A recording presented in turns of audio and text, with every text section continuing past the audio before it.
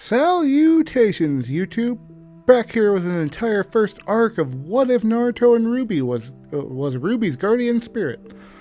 A lot has changed since I updated the first part. I am no longer using AI outside of ChatGPT for my thumbnails and reading the stories myself. I've posted dozens of my what ifs, concepts, and stories, and now, as I'm closing in on 250 subscribers, for which I can't thank each of you enough. As a token of my appreciation for that, I'm posting a movie cut of my Guardian Spirit. This is chapters 1 through 3, and those following along in the leak. So sit back, relax, follow along, and take a minute to hit that like button if you like this what if. If you have a moment, leave a comment. Not only does it help the algorithm, which it does, but it also help me when I'm writing to hear your feedback and know what is working. Lastly, hit the subscribe button if you like what you see and want more content like this. Now on to the movie cut of What If Naruto Was Ruby's Guardian Spirit. I don't know how long I've lived like this, wandering in the unknown fog that was seemingly unending. I suppose I passed on, but this isn't the pure world. None of my friends or family are here. I missed hugging my daughter every morning. I miss kissing my stunning wife before heading to the office to help everyone and keep them safe. My son, I might miss him the most because I never got a chance to tell him that I was proud of him. If only I could get that one last chance. But I'm stuck in this purgatory, wandering a world that felt as if it was no longer my own. The world was unending, a hazy fog I couldn't see through. I could see shapes and blurs, but I couldn't identify them. I couldn't touch or interact with anything I saw. I simply phased through. Smell and taste had long since forsaken me. Even when the seasons changed to spring, I failed to smell the wildflowers, the taste the salty air of the sea. Everything sounded like the scratching of chalkboard or fuzzy television screen buzzing. I was even unable to use my abilities in any meaningful way. I still hadn't Kurama's negative energy sense, but that only helped me identify certain blurs of people. I was cut off from the rest of the world, forced to wander it, hoping to come across someone with whom I could communicate with, or better yet, someone I could spend this hell with to alleviate the fear and worry as I watched the world pass me by. I knew it. I could see the colors of the seasons changing, allowing me to keep track of the time for quite some time. I stopped feeling the madness well after so many years, yet the world continued to change even as I lost myself. Everything had disappeared several times, and the fog thickened to a black mist. Slowly but surely the world stride forward, and the shapes and figures returned in numbers. And alongside them, something new, something so terrifying I felt the negative energy radiate throughout the world. These black blobs appeared, rating the other shapes, taking their lives in numbers. Humanity was resilient. They fought back and kept fighting. Even now there was a struggle between whatever this new force was and the remnants of humankind. All I could do was wander, continue to push forward, hoping that maybe someday I would find a way home, or a way to move on from this purgatory, or at least find someone I could talk with to ease my mind. Anyone. Huh? What is that noise? Is that someone crying? Cerulean-tinged eyes peered through the ceaseless fog. For the first time in what felt like forever, he had heard another sound besides the scentless white noise he had become accustomed to. One he knew well from his time as a father. It was the sound of a young girl crying. Paternal instincts welled within. He naturally came to the aid of those in need, but it was always something different when it was a young child especially as the years wore on. He had to find the source of who was crying. He also wanted to know why he could hear them crying, but that would come later. What was important was to find the child, the little girl. Luckily, he had become accustomed to navigating the fog. He knew he was in the forest. It didn't really matter. He could phase through trees to get wherever he needed to go, which lent credence to his thoughts that he had passed on and become a wandering spirit. The cry was muffled before, but now it resonated like a roar. He was close. He stopped in the middle of what felt like a rough road. He couldn't help but stare. There was the usual sight of blurs that had become his norm. Despite the fuzzy shape, and small child, evidently a small human, walked towards him in the path. It was smaller than usual. Another child, perhaps. They weren't where he had heard the crying from, however. It came from the child who was being pulled behind her. A wagon, maybe? He couldn't really tell, but he could see what lay within, sleeping peacefully. For the first time since this world had turned into this nightmare, there was someone else he could see. A young girl, barely older than a toddler, dressed in red. He frowned. She wasn't crying. He felt a positive aura from her. With only a tiny amount of negativity flowing within, it was growing, that was certain. So why did he hear crying? What drew him here? Allowing the other child to phase through him, he studied the young girl as they walked beside one another. There he noticed a simple dried tear on her cheek. So she had been crying. His concept of time had become warped, so it made sense. What bothered him was why two children were out here, in the middle of nowhere, alone. He repressed the anger boiling in his stomach. This forest was filled with those damn voids. What irresponsible, foolish parents would allow something like this to happen? Swallowing his tongue, he reached towards the young girl, flinching as he did. He knew he would likely phase through, but he had to try something, attempting to return her and the other child home. He blinked and stopped in his tracks. A warm sensation brushed against the palm of his hand. A familiar sensation he had longed for so he would never feel again. The touch of another person, as his hand brushed against her shoulder. He could feel her. "Dad," the young girl muttered as she rose, rubbing her eyes and looking around. His heart yearned at her response. He hadn't heard that word in so long. He wished he knew what had happened to his children, to his wife. The grating noise he had become accustomed to, which was often mistaken for human speech, followed. The other child had responded. He still couldn't understand them, but he could understand this girl, who was now wide awake and staring directly at him. "Who are you?" she asked, her silver eyes peering up in curiosity at who this strange man was walking beside her. Despite no longer possessing a body, it felt like his heart flipped in his chest. Hearing the words of another left him with a swell of indescribable emotions. But he set them aside for now. They had stopped, and the white noise had returned as she pointed directly at him, while looking at the other figure. Yes, there is. Someone's right here." Faintly smiling, even as the garbled noise followed, he knelt before the young girl in red and offered his hand. "My name is Naruto. Your friend can't see me. No one has in a long time before you." "Really? That sounds lonely." The young girl couldn't help but frown, but with a flash of a smile, her mood lifted as she took his hand. "I, Ruby Rose. Tap my sister Yang. Nice to meet ya."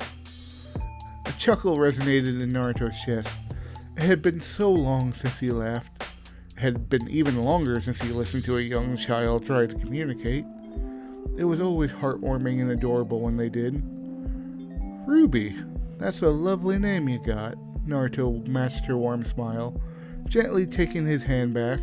His expression softened and he expressed his worry, despite the other child's incoherent babbling. Ruby, why are you and your sister out here by yourselves? Where are your parents? Naruto's anxiety surged as he saw the young girl flinch and her form slump. He could hear her sniffle. Mom, gone for a long time. Dad, in bed, staring at the wall. Out looking for Yang's mom. Naruto shivered as he listened to Ruby sob. There was pain in her voice as she told him about her parents. Despite her simplicity, he understood her plight. Her mother had most likely passed on. Her father was presumably struggling to cope with her loss. It occurred to him that her sister had a different mother, but that was far from his thoughts. What mattered was comforting Ruby. Hey, it's gonna be alright. Naruto gently touched her shoulder and stared into her teary eyes. I know it's tough right now. I know how rough that can be. I didn't have any parents when I was your age. I had to look after myself for all my life. You did? Ruby quivered, staring up into his eyes. Naruto had to bite his lips. Those shimmering eyes and that haunted expression. He just wanted to hug and comfort her. Yeah, I did. Took care of myself, Naruto responded before repressing a growl. He stared back into the foggy forest. They were coming. They had to move now. Ruby, how far is your house from here? Naruto returned his gaze to Ruby and calmly looked into her eyes. I need to get you and your sister to safety. The darkness is coming. Darkness? Ruby stared vacantly into his eyes. She didn't understand him. Of course, they would have another word for the beings of darkness, he sensed. Naruto bit his lip and cursed internally. He wanted to pick her up and simply run. The issue was her sister. How was he going to get both of them? Aang, my friend said we should go home. Not safe. Ruby stepped out of the wagon, grasped her sister's arm, and started to pull. Naruto had to brace Ruby as she stumbled back after her sister pulled away. He hissed as the white noise responded angrily. If only he could grab them both. Oh no, they were here. Grim! Ruby screamed. Naruto bit back a snarl as he felt Ruby stumble behind him and use his leg as a shield. The blur of her sister stumbled back and threw him to shield Ruby as well. But there wasn't a thing two children could do against the shadowy blobs of darkness as they descended upon the path. He had seen adults with far more radiant auras be torn apart by these creatures. Grim, huh? The name suited them. They were terrors to humanity. If only he could do something. Anything. Ruby was the first person he had been able to communicate with in all these years. She was a child. She didn't deserve a fate like this. He had to do something. But what? Damn it, Naruto growled, placing his hand on Ruby's shoulder. He wasn't sure how this would work, but he had to try something. Ruby, when I move. His words died on his lips. A peculiar sensation tingled through his spirit. A sensation he recognized, but also felt odd. It almost felt like he was being drawn into something. And suddenly, his world was so bright. He blinked several times, holding his hands before his eyes. Was this light? The sun? How long had it been since light dawned upon him? How he missed its radiance. Growls snapped him from the glowing warmth he felt. His attention snapped from his now feminine hands towards the sound.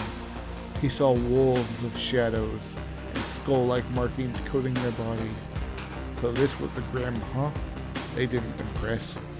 Still, there was plenty of danger about. and he wasn't sure how, but now that he was standing before a blonde girl, barely old enough to join the academy behind him, he knew what had happened. He was in control of Ruby's body.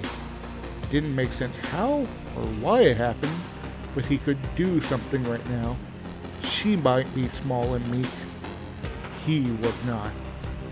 How does Kurama do this? Naruto muttered under Ruby's breath, clenching her hand several times. All these years, he felt his chakra, he felt his power, but he was unable to use it. But now, it was as if it had never left him. Did that mean... One way to find out, Naruto tightened Ruby's fist, coursing his chakra through her. She may not have chakra cores or could use them, but he could. Still, he had to be careful. Naruto doubted a tiny girl her age could withstand the power he possessed. He could barely use Kurama's power when he was a kid, so he had to handle this quickly.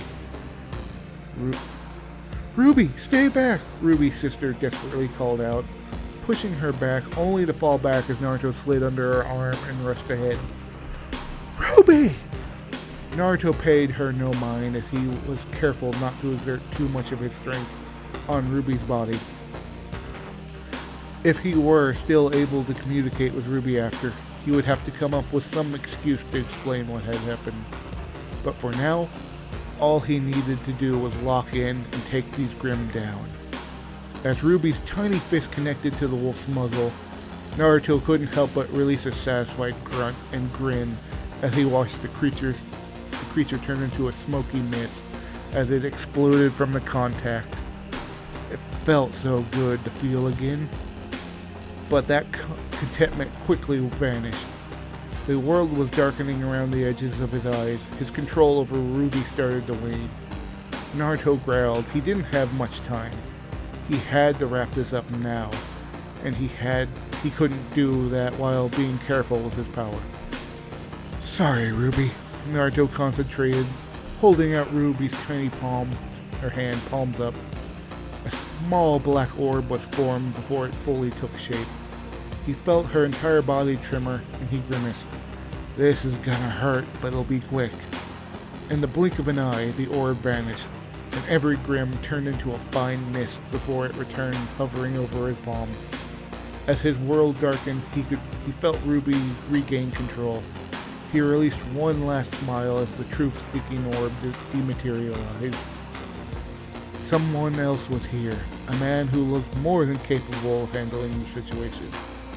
He was comfortable leaving it in his hands. The worry visibly expressed on his features was enough for him to know that.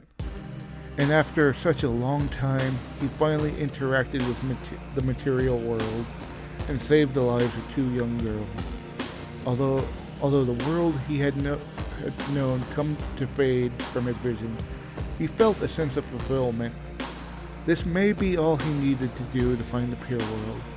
He could hope at least. At least now he could rest. You're safe now. I have to leave. Take care, Ruby. Naruto spoke as he fell into the void, closing his eyes as a shining warmth enveloped him. He released a contented sigh. It was a pleasure to meet you, and let the warmth consume him. Her heart thumped in her chest. She blinked several times, gawking at the black mist that surrounded her. Her gaze fell upon the black orb she held in her hands as it fell apart and returned to dust. Ruby failed to comprehend what had just happened. She was left behind Naruto and Yang as the Grimm approached. What she remembered that was strange was that Yang stepped and went through her new friend. How did she do that? Why didn't he feel weird about it? She remembered he spoke. His voice felt so comforting. It was as if he had faced the Grimm before. Was he like Mom, a hero who had fought them? Where was Naruto? Why couldn't she see him anymore? Where did he go? Naruto? Ruby scanned, searching for her new friend, but failed to see him. But as she spoke, a warm sensation bubbled in her belly. and she heard his comforting voice once again. You're safe now. I have to leave. Take care, Ruby. It was a pleasure to meet you. Ruby fidgeted and lowered her head. Her new friend was saying goodbye? They had just met. He just saved her. She wanted to learn more about him. But she was so tired of meeting people and them leaving. But why did she feel so warm? Why did it feel like he was still here? This was all so weird. Ruby! Ruby could barely stay on her feet as Yang tackled her, tightly hugging her. I was so worried. What was that? What did you do? How did you... Yang, it's okay. Ruby's eyes widened as she felt another embrace them both. The voice was familiar. She knew who it was, and that was lifting them into his arms. Uncle Crow? Ruby stared up into crimson eyes. I'm here. I'm sorry for being late. Just my luck, huh? Crow forced a laugh, but it didn't feel as if it was a joyful laugh. It sounded sad. Let's get you two away from here and back home. Crow walked forward, effortlessly carrying his sister and her, tucked against his chest. Maybe I can knock some sense into your dad. Knows I need him right now. I need someone to help figure out what I just witnessed you do, little Rose. Huh? This warmth felt so nice. But what was this? I can see again? I can see everything? Ruby? Oh, so this is your home, huh? Is that your dad? Uncle? Okay, why am I seeing all this? Where am I? Why does it feel similar to just a moment ago? Hold on. Am I inside you? Oh god, what's going on? Why am I in here? This is all so frustrating. Is this what? Okay, I know you're laughing somewhere out there at this. I hope to see you again, my friend. Fuck it. What else am I doing? If I'm stuck in here, at least I can do what you did for me. Later on. For now, I can protect Ruby this way, while I wait to see everyone again. It seems my journey just gets longer and longer, but I wouldn't have it any other way. I'll crush any challenge before me and show everyone what I'm for. That is my way, and I won't give up now. You better believe it. Ruby, age 18. The sand whipped around and stung her eyes, yet she couldn't help but gawk at the sight before her. There were so many different vessels, people in various uniforms. Many people she didn't know, a few she did. There were even a few she called her enemies at one time. Everyone had had gathered to stand with her. Ruby's heart thumped rapidly in her chest. What could she say? The speech she gave in Atlas was impromptu. She didn't even think about it as she sent the message. Hi everyone, Ruby awkwardly waved as she stood before the mass. She grimaced. She could hear everyone whispering. She couldn't determine what they were saying, but she had an idea. How could a young woman such as herself lead them, guide them to victory? Take a breath, a familiar voice resonated within. Naruto, Ruby softly muttered, wincing as she noticed Blake's ears twitch and her eyes shift towards her.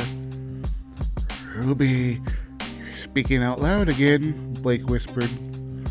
You've got to stop doing that, Weiss nodded in agreement, rolling her eyes before soothingly touching her shoulder.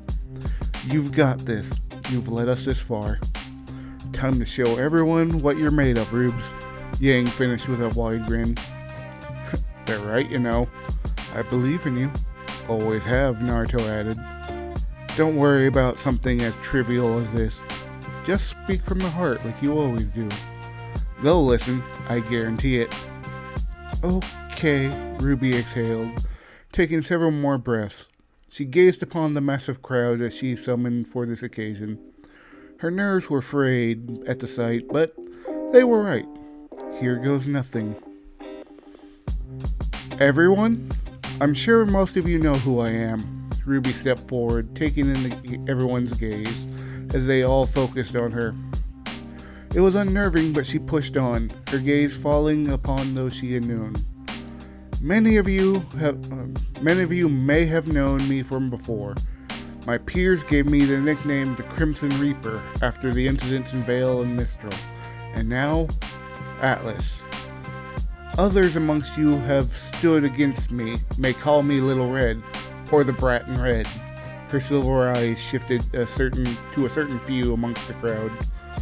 We may have had our differences at one time, but together we stand as one. Everyone else, you simply know me because I made the call that alert everyone to the danger we face. Ruby turned her attention to the mask before letting out a soft sigh. My real name is Ruby Rose, and yes, the threat we face is very real. Grimm are being massed to invade as we speak, ready to strike at a moment's notice. If we do not unite to defeat Salem once and for all, we stand to lose everything. Ruby's gaze sharpened, and she stared at the crowd gathered before her. There was a sense of fear amongst the crowd.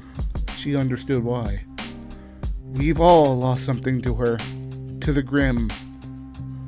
Friends, family, our homes. Anger boiled in Ruby's stomach. She exhaled, but she held her determined gaze amongst her peers. I know the pain of losing someone I love.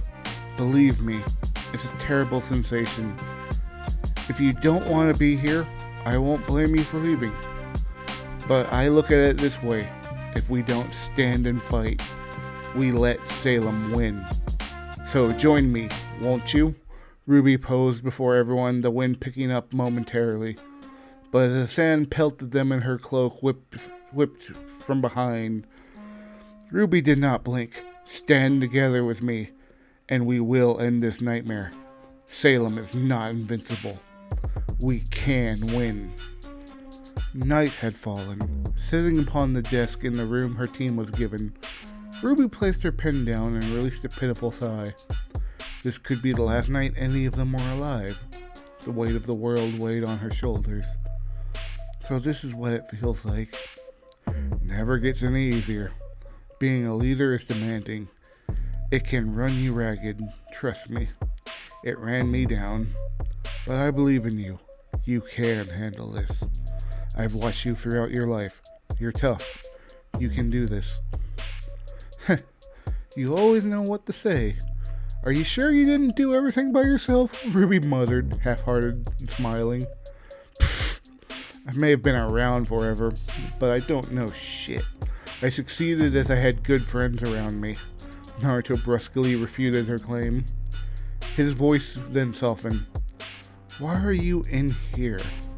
All alone? Where are your friends? Where is Weiss? You should be spending tonight with them. I know, Ruby bit her lips, gazing down at her memoirs. It's just, I wanted to finish it. The girl with two souls. Ruby jumped out of her chair, clutching her chest. Her eyes sharpened as golden eyes glistened with amusement, lifting her story. Oh, is this your story? Can I read it? Blake, don't do that! Ruby's heart raced, thunderously thumping in her chest. But I like scaring you. It's funny to see your reaction when I find you sulking. Blake mused with a cat-like grin. It doesn't suit you. Leave the brooding to me. I wasn't sulking. Ruby's eyes sharpened as she took back her story. And I'm not finished. Ruby's eyes narrowed further, noticing Blake's grin only grow wider. What are you doing here? Wait a second. What do you mean by finding me? Her heart stopped as Blake held up her scroll. Her screen showed it was in tracker mode. Did that mean... Ruby Rose! The door slammed open, and cold fury filled the room. Ruby leapt and huddled up against the desk as a furious Weiss stormed through the room like a blizzard, ripping the nearby complete book from her grasp. "You ditched me at the banquet for this?" I... Ruby fumbled her words nervously. She didn't know how to handle Weiss like this. She rarely raised her voice, even when she was mad. She hated it when people raised their voices, and flinched whenever someone did. It always reminded Weiss of her childhood. "Well, it better be finished, because I didn't even want to be at that party. I'd rather read with you. Maybe help you finish this." Weiss plopped onto Ruby's bunk, her cold eyes fixed upon her, waiting for her to join. "But I had dibs," Blake pouted, the amused grin plastered on her face despite Weiss's annoyed glare. Fine.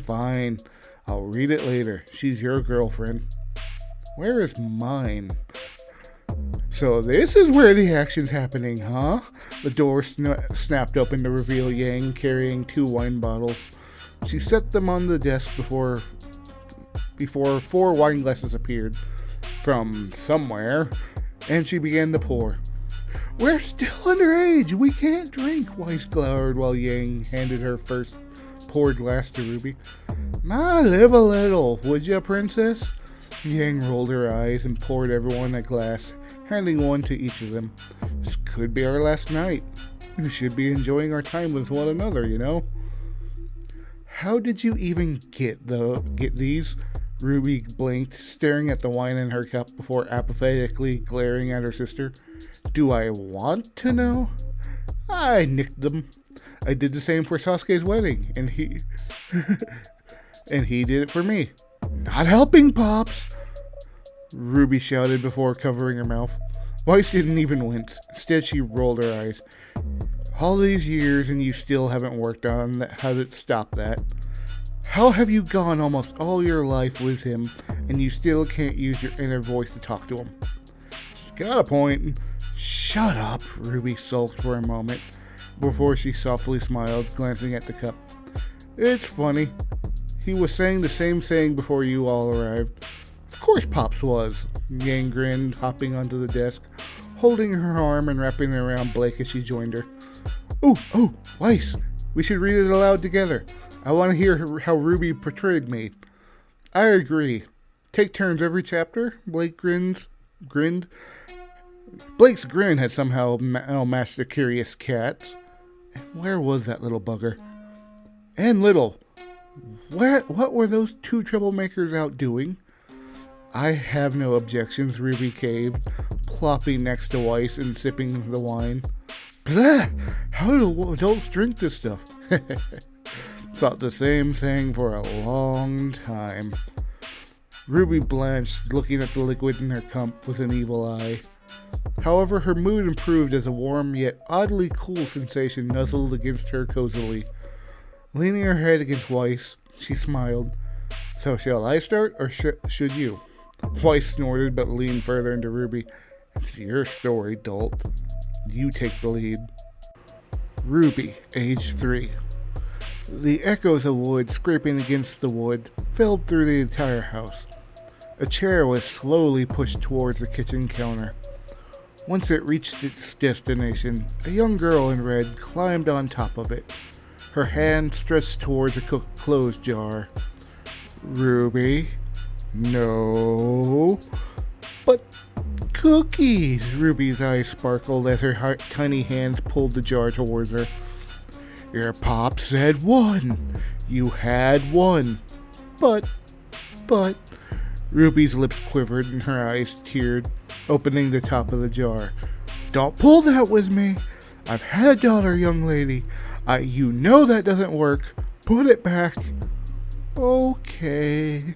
Ruby pouted, but put the lid back on the jar, sliding it back onto the counter. Slowly climbing back down, she gazed up longingly at the cookies. "Could I get one if I do something good?" "Of course you can." Ruby turned to the kitchen's entrance to see a very tall man. Her eyes shimmered and she gasped at the thought of being caught. "Dad?" "Who else would it be?" Ty chuckled, stepping towards Ruby and offering her his hand. Come, help your sister and me out in the garden, and then you can get another cookie after it. Deal? Okay. Ruby excitedly took her father's hand, brimming ear to ear as he led her outside. It was difficult to keep up with him, but she could see Yang in the garden too. She loved flowers and vegetables almost as much as she loved cookies. She missed Mom's cookies. Ruby, who were you talking to? Tai asked, gazing down at her as they had almost arrived at the garden. Looking up at her father, Ruby's lips pursed. Couldn't he hear her friend as she could? My friend Naruto, Ruby responded with a tilt of her head. Is that so? Was he the one who saved you and your sister? Her father had a serious look on his face as they reached the garden. Ruby only nodded, watching her father kneel to prune one of the many flowers that had withered during his long absence without Mom. She sniffled. She missed her mom. Ruby. A warmth spread through her. It felt like someone was holding her, hugging her. Ruby smiled softly. Thank you, Naruto. Ruby glanced up at her father. He looked worried, but he had a smile on his face as he beckoned her under his arm to assist him. It will be okay. And as for you, Naruto, I can't begin to thank you enough. Ruby, age 5. Focus. Ruby felt Naruto's presence wash over her. She squinted her eyes and concentrated on the target. It was a simple log her dad had cut down for firewood, but it made a fine target for practice. She held her stance as she had been taught, with a flick of her arm and wrist. Where are my kitchen knives? Ruby blinked as her father burst through the outside door from their kitchen, his deep breath misting against the frigid air. What's wrong? His features tightened, his scowls deepened, his eyes locked onto her. Ruby shrank and whispered, Dad looks really mad. My bad. We should have put them back a while ago. Ruby heard Naruto solemnly respond. She could almost feel him grimace. Ruby gulped as her dad crossed his arms, his demeanor softening but still quite stern as he calmly walked towards her. Why are you throwing my kitchen knives? Training? Ruby gulped nervously. She didn't know what else to say, so she said what was on her mind. I want to be like Mom. I want to take care of myself. Tai exhaled, his facial features long since calmed. An understanding but melancholy expression had replaced them as he knelt beside Ruby. I know. I understand where he's coming from. I'm not here all the time due to work. Someone has to look. Where did these knives come from? His attention shifted next to her in the pile of knives she was using. His kitchen knives were there, outside of those that bounced off the log that weren't as sharp enough to penetrate, but there was a peculiar set amongst them. Picking one up, his gaze sharpened. These knives were high quality, sharp and designed to be thrown. These were combat knives. Uncle Crow, Ruby pointed over to the trees. Tai's eyes narrowed as a crow cawed, flapping its wings wildly and shaking its head. It dawned on him internally that Ruby knew her uncle was a crow, but that would come later. A frightening growl escaped his lips as he stood and stepped towards the tree. Flicked his arm forward and released the knife. Crow, we need to talk. Okay, that was my mistake. Crow shifted to his human form, avoiding the knife thrown towards him, before glowering. Wait, come on. I was going to put them back. That's not the point, Crow. Tai hissed, his anger entirely targeted towards his brother-in-law. Your 5-year-old niece is outside just casually throwing knives at a target. And that's normal? I was throwing knives at that age. Crow defended himself. I get where Naruto's coming from and why he's doing it. It's dangerous out here. Grimm are everywhere. It might not happen again, but there could be a time when a Grimm shows up and neither of us are here. Yang should be training too, quite frankly. Ruby, let's head inside and practice for the day, Naruto whistled, guiding Ruby to head inside. Your dads are going to be at this for a while. But I only have one dad. Ruby followed Naruto's directions before stopping, perplexed by what Naruto had said. Naruto only laughed, further adding to Ruby's confusion.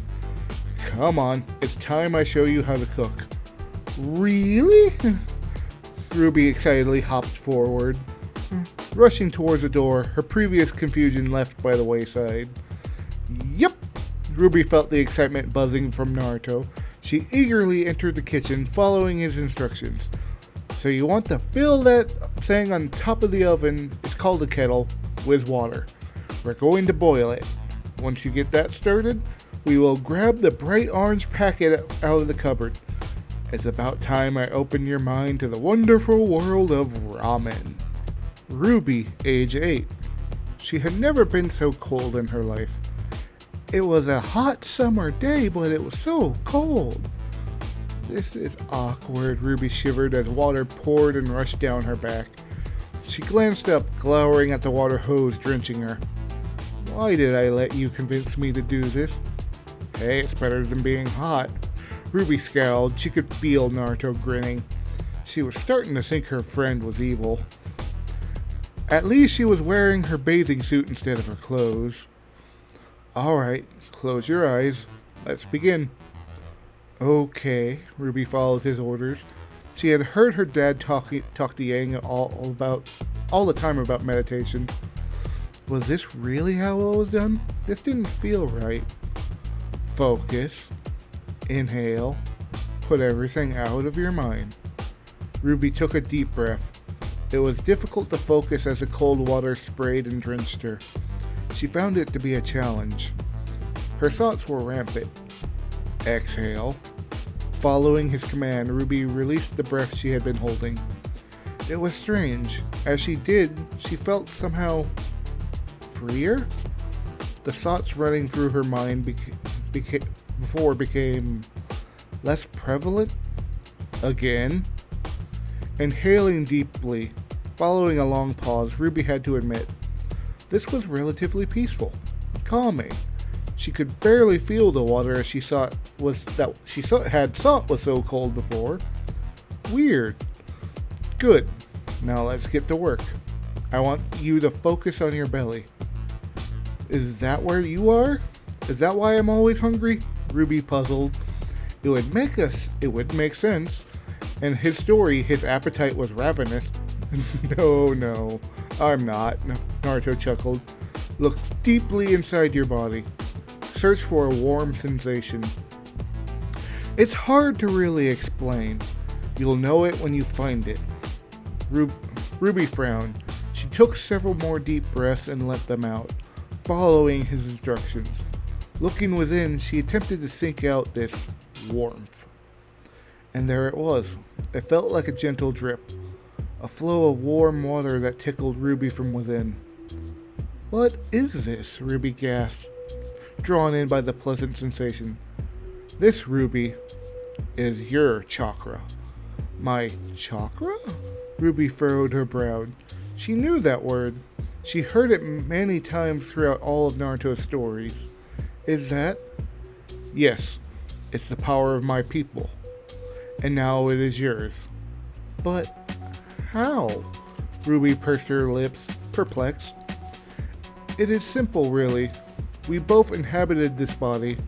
Your body has started to adjust to my presence, adapt to it. We shall say. Ruby listened intently to Naruto's explanation. Her excitement began to grow. She had the ability of Naruto's people? Of all his friends?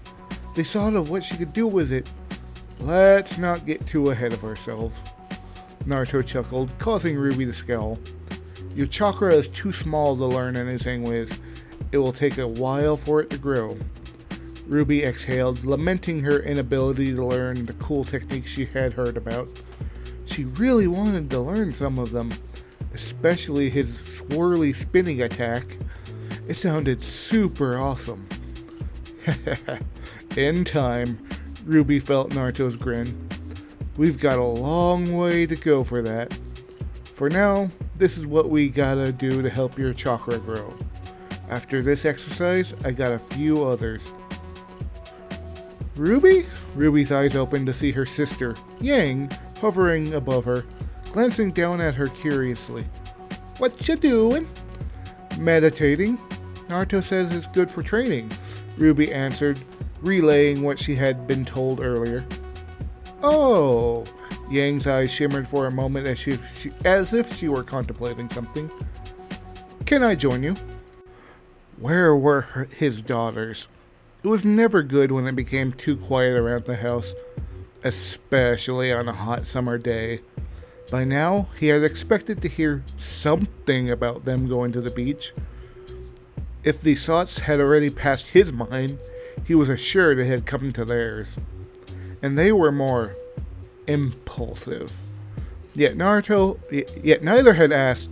Tai knew Ruby had more restraint, or at least Naruto tempered her wildness most of the time. He was a father, although things were different in his time. He had a solid moral compass and made mostly good decisions. So why had Ruby vanished as well? She knew not to leave the house without giving him notice. Wait, was that water running?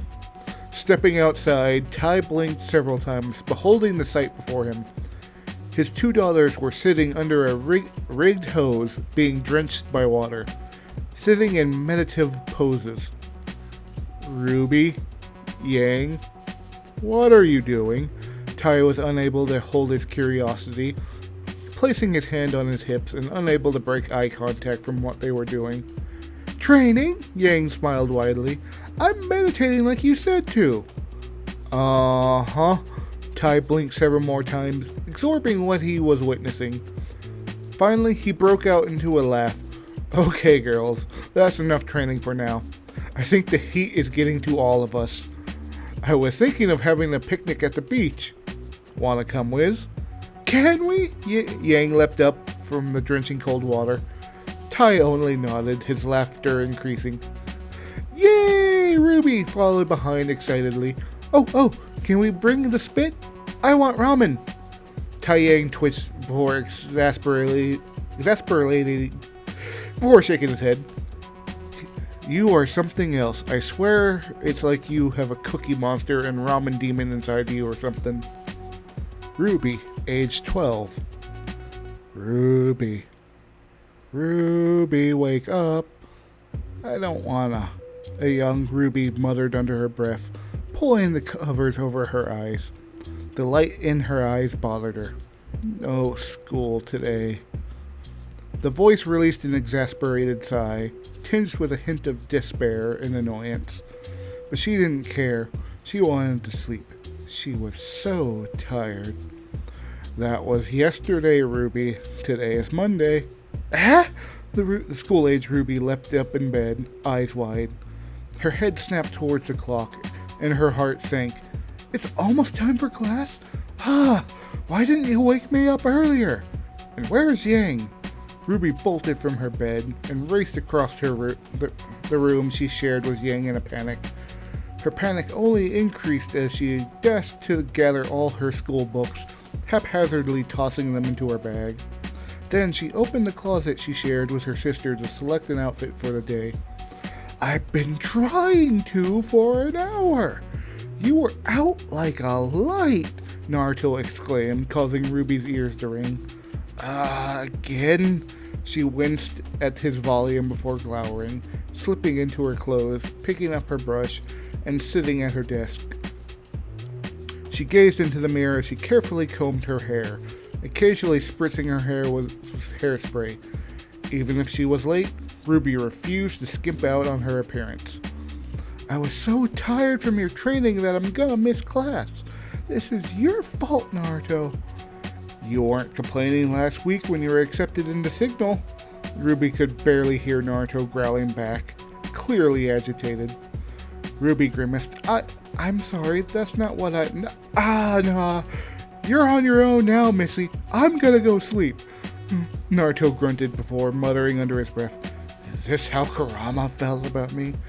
Damn, I was an annoying brat. This is Boruto all over again. Ruby grimaced. She lowered her head and her shoulders slumped. She didn't mean it that way. She was frustrated, and it just came out like that. Classes this first week had been difficult, and adding his training to it. She wasn't trying to offend him. She loved learning more about his world and the way it used to be, discovering how wild their techniques were and abilities, listening to his stories. Ruby! Yang's voice called out from below. Come on, we're gonna be late if you don't get up. Coming! Ruby lifted her pack and flashed out of her room in a swarm of roses, rushing down the stairs and finding her father and her sister waiting for her. Sorry for being late. Let's go. Ruby sighed, slumped onto the cafeteria table. Today was horrible. The classes were horrid. Ruby couldn't focus or keep her mind on any of the materials. And they were stuff she found interesting. Weapons, hand-to-hand combat. Sure, there was some history and math mixed in. You look miserable. Ruby glanced up as her table shook. Yang dropped her filled tray on the table, grinning like a fool as she sat across the table from her. You took your time away from your friends to tell me that?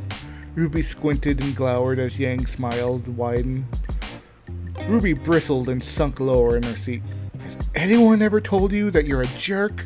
You do all the time. So do my friends, come to think of it. Yang grinned before furrowing her brow and pursing her lips and thought, maybe it's because they can't. Yang was the best. Why are you like this? Ruby exclaimed, throwing her head back while palming her face. You love it and know it. Yang boisterously belted. Ruby scowled, slumping back onto the table before feeling an object slide against her. She hissed as boiling liquid burned her arm, but her retort died in her throat. She looked at what it was. It was a bowl of ramen. Figured you two had a fight this morning and got you this. Yang gave a smile. Ruby gave a questioning stare, which Yang only scoffed at. I'm your sister, Rubes. I know you. It's not like you to be bummed out. Took me a moment to figure out what was causing your trouble, though. Ruby slightly rose in her seat, faintly smiling as she glanced down towards the bowl. Her gaze returned to Yang before hanging her head. I said something stupid that I didn't mean this morning. Been thinking about it all day. And? Yang shrugged her shoulders, causing Ruby to scowl at her sister. Ruby, how often do I say stupid things to Dad? All the time. Ruby held back her smirk, seeing Yang bristle. Okay, it's not all the time, I have you know, Yang bitterly retorted and rolled her eyes. Ruby, he's been with us most of our lives. He's been like another dad to you. He'll get over it, they always do. Just get them something they like and bam, back on their good side. Ruby openly gawked at her sister. Did she really think that's how emotions work? People were more complex than, I smell something wonderful. Ruby heard Naruto sniff before she repressed the urge to groan and slump forward. Robin, I knew you cared. Told ya, works all the time. Yang beamed classily, accepting her victory as she dove into her lunch. Ruby absently glared at her sister. How could someone be so wrong yet so right all the time? It boggled her mind. Listen, Ruby, I'm sorry for earlier. I overreacted.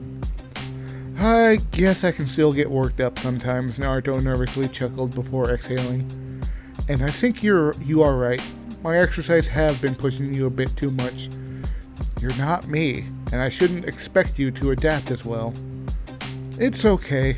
I messed up, and I'm sorry about it. I said things I shouldn't have. I really do enjoy our training sessions. Ruby rose in her seat, gently picking at the ramen in her bowl. Say, I give you a few bites while you're in control and we'll call it even? You know it! Naruto from as she ceased control. He greedily gripped the spoon and lapped up at the noodles. Oh, how I missed you.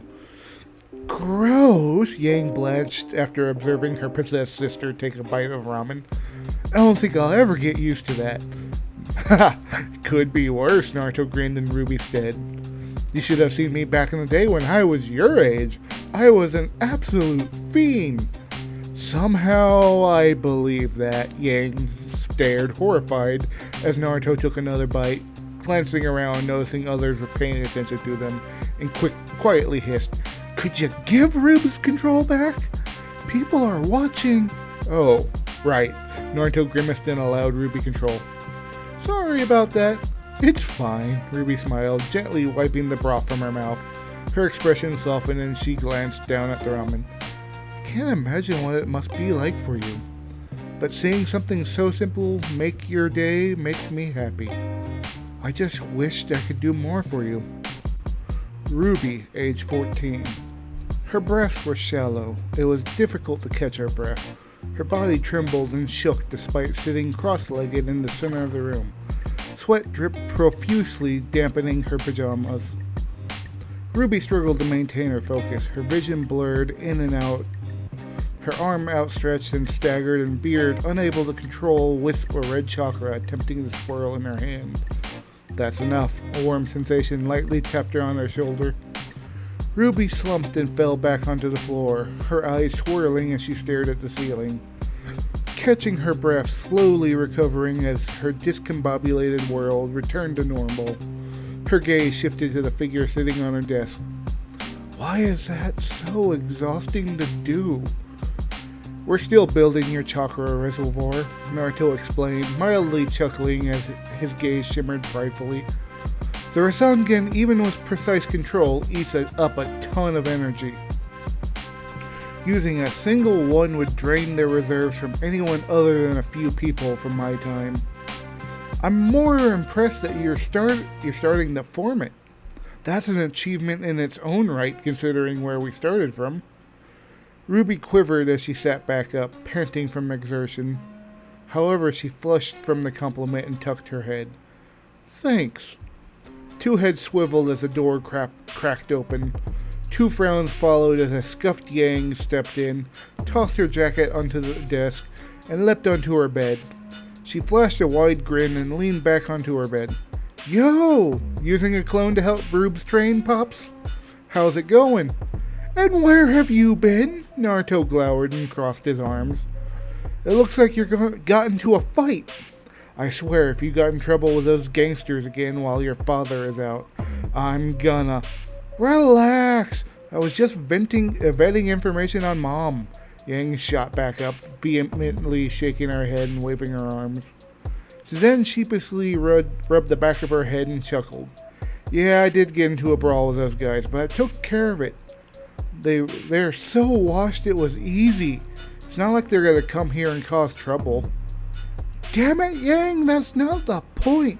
You could have at least told us what you were doing. Naruto scowled before a sinister smile worked its way onto his expression.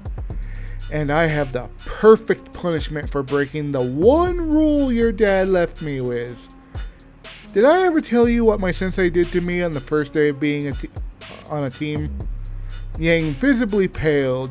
She remembered that story, and watching the rope appear, she fled the room and straight into the kitchen. She wasn't going to go without dinner tonight while watching Ruby eat. No way! Ruby, age 15. The day had finally come. Butterflies floated in her stomach. Her nerves felt as if they were on fire. She felt so jittery that she couldn't control herself and began to pace in front of the rest of the student body in the room, waiting for their turns to be called. Today was the day. It was graduation day. If she performed well, she could receive an invitation from Huntsman academies such as Beacon, Atlas, Haven, or even Shade. Ruby was in shambles, unconsciously pacing and scanning the monitor, waiting for her name to appear. So many things could happen. What if she made a mistake? What if she tripped and fell on her face? What if... Ruby, chill out, would ya? Yang leaned back in her chair, whistling as she watched the live feed with their fellow peers and classmates who had yet to take the exam. Ruby glowered, sharply glaring at her sister while she tipped her chair back and forth. How are you so relaxed about this? Because we do this all the time. This isn't anything different than handling the Grimm in the forest. We've got this in the bag. Yang smirked, rocking her chair with her toes before whistling.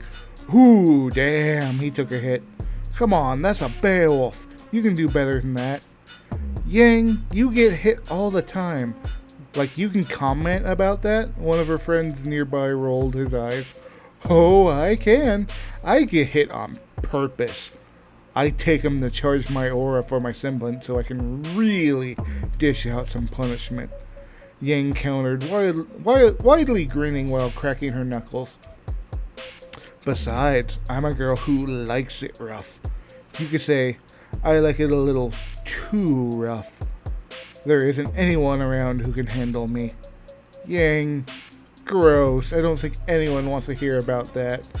Ruby blanched at Yang's innuendo. Yang simply laughed and cheered as their peer finally finished their exam. However, Ruby's heart sank and her stomach turned as the monitor leading out to the room flashed. Her turn had finally arrived. Ruby's anxiety rose as she gazed down the tunnel in the arena. Was she really ready for this? Sure, she had been training all her life, and that wasn't the issue. Ruby was confident in her abilities. She knew what she was capable of. It was living up to expectations, to the two looming shadows that lingered in the back of her mind. Her mother and Naruto. How could she ever match a fragment of what they did? How could she become a huntress worthy of carrying the torch for her mother? Was she even worthy to take the same steps to become a hero like Naruto? Was she really worthy? Everyone has their own path. Ruby's jitters halted. The nervous smacking of her lips ceased. She tried to swallow despite the dryness she felt in her mouth. Am I really ready? That's for you to answer, Ruby, not me. Everyone has their path to travel. It's time for you to go out and discover what yours is, Naruto replied. His words didn't alleviate her anxiety at first, but the confidence she felt oozing from him did as he kept going. But I'll tell you this, I've watched you for almost your whole life. I damn well know how capable you are. You are ready for this? Stop holding yourself back and comparing yourself to others. It's time to show who you are and why they should know your name.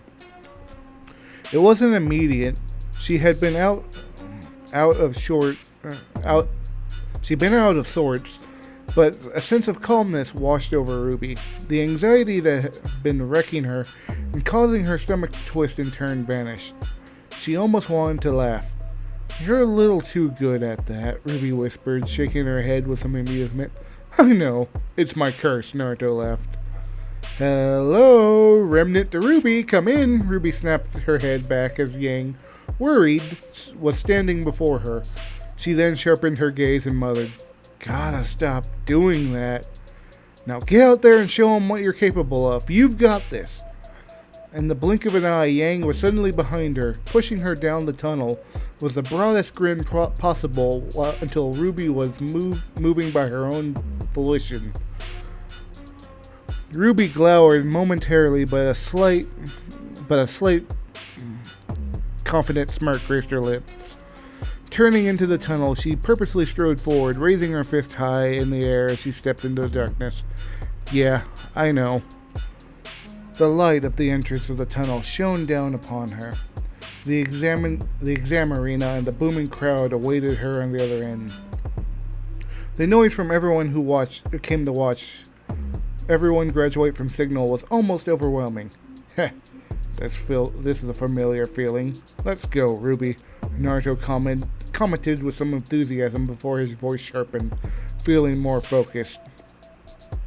Ruby exhaled. She stepped into the ring. Moments before it would have, but her silver eyes shone, focused on the task before her, with renewed confidence, watching as the Beowulfs were released from their captivity. rushing straight for her. A sliver of silver light resonated within as one leading the pack leapt towards her, claw outstretched to maul her. Ruby flicked her cape, grasping the holstered crescent rose, and a thin smile as she gasped, seeing the Grimm's claw as the crowd gasped, seeing the Grimm's claw ready to rip into her flesh. Right, let's go. A hush filled the arena. The Beowulf fell right through a swarm of rose petals, skidding against the arena's dirt as it looked up and around, confused at failing to make contact, only for a massive hole to be blown through its skull while the sound of a powerful rifle echoed through the stadium. The crowd followed the shot to see Ruby gliding in the air with roses scattered around her, gauging the situation as Crescent Rose shifted into a scythe. 9. Ruby nodded in confirmation. She dispersed and turned into a swarm of rose petals, taking a brief moment to circle in the air to gather momentum before she rushed down at a targeted grouping of Beowulfs and slammed into the ground between them. The shock wave caused them to recoil and flinch. That split second moment was the last for the closest Grimm as this red blur sliced through it, bifurcating it as Ruby twirled seamlessly, shifting Crescent Rose again into a rifle and aiming it directly at the furthest. The shot boomed as a hole ripped through the Beowulf's chest. But before the cartridge could settle as it hung in the air, Ruby had transformed Crescent Rose again, with deft and graceful movement. With a swift swing, she caught the neck of the Grimm with the arc of her scythe, stopping its momentum. The Grimm blinked, staring absently at her, unsure why the human was helping it regain its balance. Ruby tilted her head, and with a flash of a grin, she hit the trigger, and with a blast of the rifle within, the Beowulf's head fell to the earth below. 6. 6 left or 6 style points? Ruby grinned, her gaze shifting to the Grimm left to dispatch. Observing the Beowulf stood tall, momentarily stunned. Both. Ruby scowled at Naruto's mirthful tone. Her angles of attacks and the symmetry of the movement were gold. Sure, it wasn't perfect, but she knew it was better than that. "Well, I'll show you," Ruby glowered, noting the Grimm had shaken off their alarm and separated into two main groups, pincering around her. She shifted Crescent Rose into its sheath form and attached it to her back. Flexing her fingers, she combined her hands to form a cross-shaped gesture. "Don't overtax yourself. You'll leave yourself vulnerable if you drain too much of your aura," Naruto warned, a hint of apprehension as he caught on to Ruby's thoughts. "I know," Ruby nodded, knowing the consequences. Aura and chakra had similar principles and concepts. Both wielded the strength of the user's soul, or as Naruto said, spiritual energy. The main difference was their application. Chakra relied on individual physical strength, while aura was entirely based on their strength of will. That was where the issue lay for Ruby. The natural protections aura granted wouldn't be present if she were too focused on offense. Chakra was offensive and would drain her spiritual energy, and it took far longer to recover when she did. And despite having a higher aura capacity than most of her peers, besides a few like her sister, her pull wouldn't have been considered average compared to the ninja of Naruto's time. She could barely use some of Naruto's techniques without exhausting herself. But Ruby was left undeterred. She had trained all her life to walk the path her mother had, the path of her father, the path of becoming a hero just like Naruto. And this was the first step. "Shadow Clone no Jutsu!" A poof of white smoke billowed next to Ruby and faded. The roar of onlookers fell silent as a second Ruby stood beside the original, unsure what they were witnessing. A second semblance was almost unheard of, but Ruby was far from finishing wowing the crowd. Wordlessly, Ruby and her clones split from their position. A storm of rose petals gathered behind them. They easily split the pincer attack and encircled the Beowulfs, collecting debris and all the objects within the arena in their wake. They resisted with all their might, but they were lifted into the hurricane, tumbling into one another in the debris. Finally, Ruby and her clone rose together to the top of the dome, bringing the Grim with them. Outstretching her right palm, Ruby took a breath and locked eyes with her clone. "Ruby," Naruto growled from within, while her clone nodded, splitting from her and carrying the storm's full force down to the earth, slamming the Grim down and cracking the ground from the force, leaving all the Grim in a single heap before all the debris carried with her petal burst walloped them. "We're still working on it. I can do it," Ruby concentrated within, focusing on the gentle flow of her chakra. Her breath fell shallow and bated. Sweat dripped as she gathered the mild waves of her chakra, pushing them forward and swirling them in the palm of her hand. Calm wisp of red chakra swirled, unfocused before spiraling tightly in a sphere. Ruby grimaced. It was always easy to control, but was it strong enough? Could it take care of all the Grim beneath? "Okay, I believe you. I'll lend the strength. So let's do this," Naruto growled deep, and a fierce warmth caused Ruby to gasp. She felt his chakra mingle with hers. Blue chakra swirled and mixed with hers, turning the sphere violet, but it began to swirl and wobble violently in her grasp. She bit her lip and gnashed her teeth. She could control hers without any difficulty, but the sheer strength of his was overwhelming. Ruby gazed as a growling hiss from below drew her attention. The Grim were scraping against the debris and trying to crawl out of the crater she put them in. She had to strike now. "Focus!" Naruto snapped her attention back to the task at hand. But as she heard his voice, her gaze dilated. The world slowed to a still. All she could hear was his voice. "Don't let what they're doing distract you. We have all the time in the world. You can do this." Exhaling, the doubt in her mind quieted, and a soothing resolve replaced it. Silver eyes shone, and a light aura sparkled at the corner of her eyes as she fixed on the wild orb churning.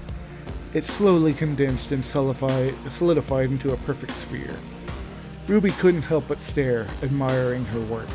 She did it. This was the complete form. Now, if she could only do it with her power alone. There, that's it, Naruto guided Ruby, a certain smug satisfaction laced in his tone before pushing her forward. "Now finish this." Ruby's eyes darted to the grimacing Grim, trying to crawl out of the hole she had put them in.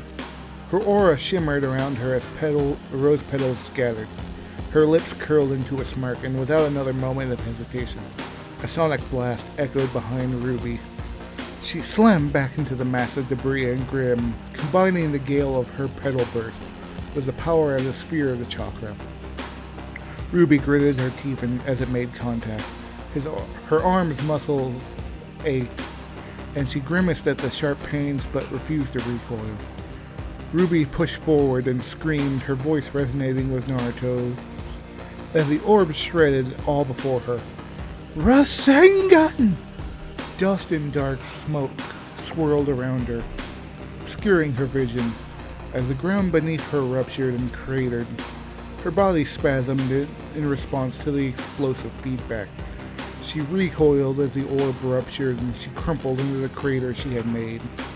But as the dust settled, Ruby gritted her teeth. Her calves ached and from the strain as she staggered back to her feet. She stood before the crowd, stunned in awe silence. Her eyes shifted, making absolutely sure she had eliminated all her targets. There were no Grim remaining. She had taken care of all of them. Her gaze fell to the large screen, which was monitoring the stats. She grimaced as her aura was close to being disqualified. But her time... She took care of the Grim in less than 30 seconds. That had to be a record. Ruby nearly jumped as she felt a hand rest on her shoulder. Her head snapped back before relaxing upon seeing who it was. "You did well, kid," Crow faintly smiled, before holding up a rolled parchment. "You passed with flying colors." "What's this?" Ruby gently took the parchment, rolling it up before her eyes widened. Wait, this is an acceptance letter. It is, Crow nodded, aiming his head towards the crowd, towards a very particular individual with messy silver hair, sitting in the front row amongst the other teachers. Someone she immediately recognized. I have a friend who wants to meet you. A friend who helped train and guide me to who I became today. The silence in the room was deafening. They watched in utter awe as dust billowed on the screen, obscuring the view of what they had just witnessed. But lavender eyes gleamed brilliantly. Ah, hell yeah, Rubes! Yang beamed, cracking her knuckles while clenching her fist. Before gazing at her palm, she shot her gaze back to the screen to see her sister panting and swaying as she stood within the crater of her own making. Now that's how you do it. Now let's see if I can match that performance. What the hell did that freak do now? Yang glowered at the specific voice that exclaimed at what they had witnessed. One she found grating. Her lavender eyes gazed sharply at one of the tallest peers, decked out in armor and with a mace at his side. His indigo gaze met hers and he scowled. What the hell was that? Yang snarled. Of course it was, Winchester. Why, who else would it have been? He was so annoying and full of himself. Oh, if she could just put him in his place.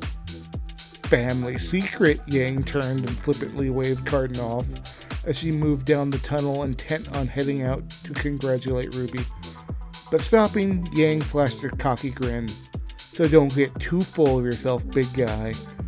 Rubes isn't the only one who can do that sort of stuff. And that is the first cut of What If Naruto Was Ruby's Guardian Spirit. That took a lot out of me, and my throat is now hurting. I can only imagine what it will feel like when I reach 500 subscribers and have to do a whole movie of everything on Haluva Night. Anyways, if you liked this video, be sure to hit that like button and leave a comment on what you think of the story so far. And if you like this kind of content and want more, subscribe and click on one of the 2 videos on the screen. You might just like it. Until next time, my friends. Peace.